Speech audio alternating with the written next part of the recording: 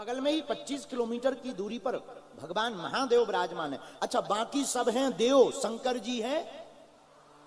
कौन है? अरे जोर से बोलो, महादेव। अच्छा, ये महादेव क्यों है, कभी विचार किया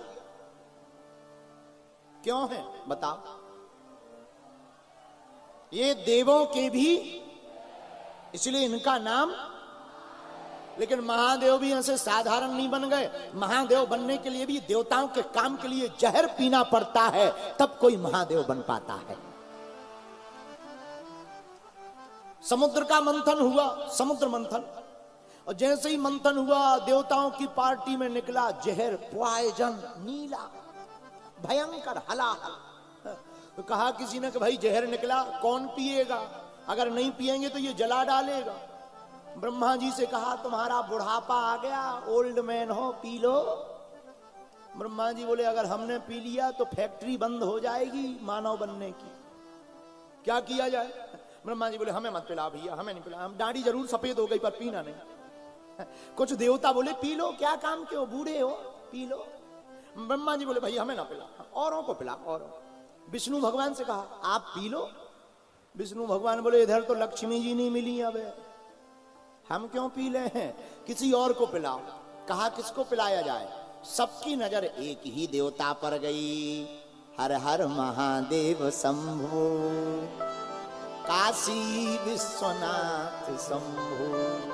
सब देवता विष का प्याला लेकर भूत भावन महादेव त्रिपुरारी शंकर के पास पहुंच गए। बाबा, हम देवताओं के ऊपर संकट आन पड़ा, जब जब विपदा आन पड़ी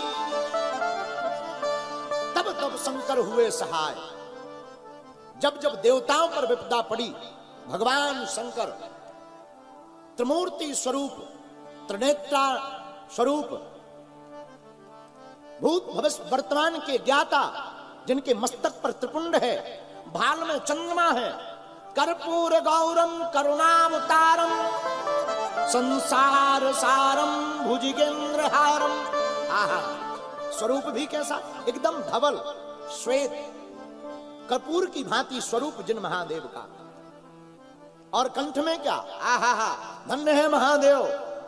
शंकर जी साधारण नहीं है, इनके कंठ में अगर विष है तो सिर पर गंगा है, कंठ में अगर विष है तो सिर पर गंगा है, और माई बाप सिर पर अगर गंगा है तो गले में भुजंगा है। कंठ में विष है, सिर पर गंगा है, सिर पर गंगा है तो गले में भुजंगा है, लेकिन तन भी तीनों लोकों के स्वामी होने के बाद नंगा है। ये हमारे महादेव की रूपरेखा है। धन्य है भूत भावन महादेव। हे भूत भावन महादेव, हम भक्तों के ऊपर, देवताओं के ऊपर संकट आन पड़ा, और संकट दो ही लोग मिटा पाते हैं। दुनिया वालों पर संकट आए तो भगवान को याद करते हैं, लेकिन कभी कभी भगवान पे भी संकट आता है तो वो हनुमान को याद करते हैं। जानकी जी नहीं मिल रही थी, हनुमान जी से कहा महाराज खबर ले आओ।